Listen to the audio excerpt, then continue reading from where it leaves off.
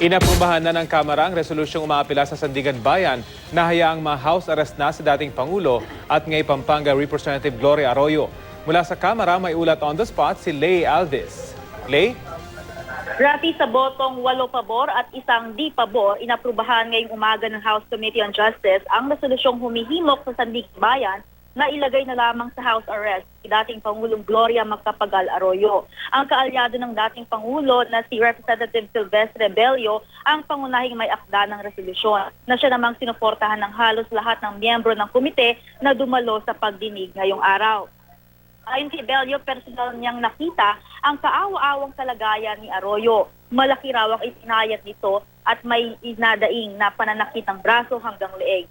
Kinumpirma naman ni Dr. Martha Nucum ng BMMC na di bumubuti ang medical condition ng dating Pangulo. Ayon naman kay Police Chief Superintendent Manuel Felix, Acting Director ng PSP-GPNP, sa tingin nila ay hindi flight risk si Arroyo. Tanging si Akbayan Representative Ibarra Gutierrez lamang ang tumutol sa resolusyon. Anya, di na kailangan pang sumali ng Kamara sa issue. Baka raw tingnan lang ito ng publiko bilang magbibigay ng Kamara ng special treatment sa isa nilang miyembro. Iaakyat pa sa plenaryo ang nasabing resolusyon. Rafi?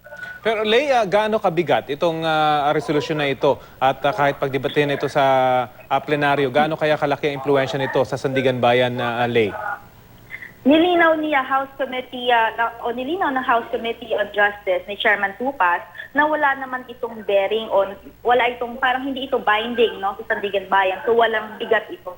So parang ito ay pagpapahayag lamang ng sentimiento ng Kamara na kung sakali na aprubahan na sa plenaryo ay magpapahayag ng kabuang sentimiento ng Kamara tungkol sa issue. Rafi. Okay, maraming salamat, Lay Alves.